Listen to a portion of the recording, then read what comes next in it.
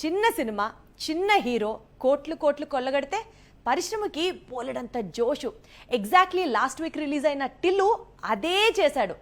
టిల్లునే కాదు, టిల్లు సీక్వెన్స్ను కూడా maximum utilise చేసుకొని ఆడియన్స్ చేత భేష్ అనిపించుకున్నాడు. టాలీవుడ్ లో టిల్లుకు మామూలు క్రేజ్ లేదు. ఈ విషయం టిల్లు స్క్వేర్ కలెక్షన్స్ మరోసారి ప్రూవ్ చేశాయి. మొదటి భాగం 30 కోట్లు కొల్లగొడితే రెండో భాగం అందుకు త్రిబుల్ రాబట్టింది.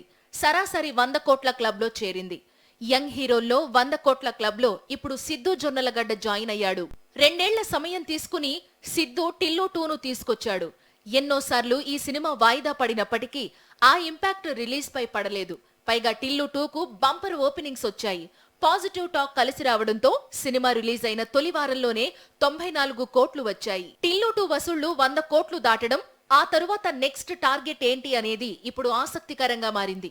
150 కోట్ల దగ్గర ఆగుతాడా, డైరెక్ట్ గా 200 కోట్లు రాబడతాడా చూడాల్సి ఉంది. ఎందుకంటే సమ్మర్ సీజన్ మొత్తంలో పెద్ద చిత్రాలేవి విడుదలకు లేకపోవడం టిల్లుకు కలిసొచ్చే అంశం. పైగా టిల్లు 3 కూడా క్యూలో ఉందని చెప్పుకురావడం, ఈసారి టిల్లు సూపర్ మ్యాన్ గా కనిపిస్తాడని సిద్ధు చెప్పడంతో బాక్సాఫీస్ దగ్గర టిల్లు 2కు మరింత మైలేజీ పెరిగిందని చెప్పవచ్చు.